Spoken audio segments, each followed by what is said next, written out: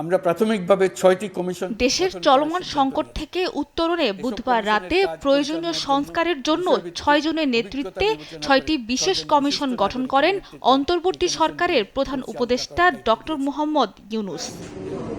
বৃহস্পতিবার প্রেস ক্লাবে যুক্তরাজ্য রেজিস্টার্ড মানবাধিকার সংগঠন সোসাইটি ফর ডেমোক্রেটিক রাইটসের উদ্যোগে আলোচনা সভা হয়। এতে অংশ নেন যুক্তরাজ্য বসবাসরত প্রবাসী আইনজীবীরা, যেখানে উঠে আসে দেশের চলমান পরিস্থিতি এবং সংবিধানের নানা দিক।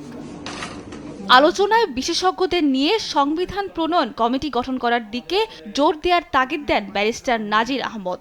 নতুন সংবিধান সুষ্ঠু ও অংশগ্রহণমূলক গণভোটের মাধ্যমে গৃহীত হবে বলে প্রত্যাশা তার। অন্তর্বর্তীকালীন সরকারের মেয়াদ, স্থায়িত্ব ও চলমান কাজের বৈধতা একসাথে গণভোটের আয়োজনও করা যেতে পারে। 50 বা 60 জন বিশেষজ্ঞ, সংখ্যা কম বেশি হতে পারে, নিয়ে সংবিধান প্রণয়ন কমিটি বা কমিশন গঠন করা, যাদের একমাত্র দায়িত্ব হবে নতুন সংবিধান ড্রাফট করা।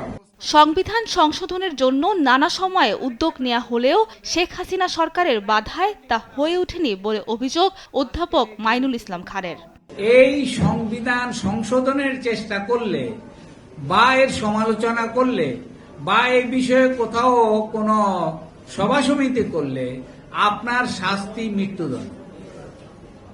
তাহলে বুঝতে পারেন আসলে এটা কোনো সংবিধান না। তো যেই সংবিধানটি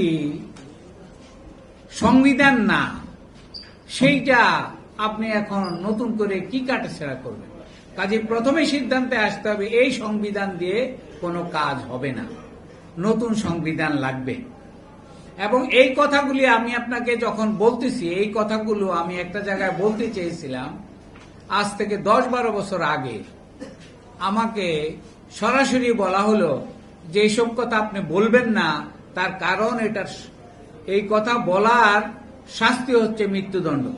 এদিকে সংবিধানের 70 নং অনুচ্ছেদের সংশোধনের প্রয়োজনীয়তা তুলে ধরে রাষ্ট্রের প্রধান আইন কর্মকর্তা বলেন, এই অনুচ্ছেদের কারণে কার্যত বাংলাদেশের আইন বিভাগ, শাসন বিভাগ ও বিচার বিভাগ এক ব্যক্তির নিয়ন্ত্রণে চলে যায়। 70 অনুচ্ছেদ বাংলাদেশ এটা যদিও অরিজিনাল সংবিধান থেকে এসেছে, ফ্লোর ক্রসিং করা যাবে না, parliament member independent mind apply করতে পারবে না। কার্যত বাংলাদেশের আইন বিভাগ, শাসন বিভাগ, বিচার বিভাগ একক ব্যক্তির নিয়ন্ত্রণে চলে গিয়েছিল।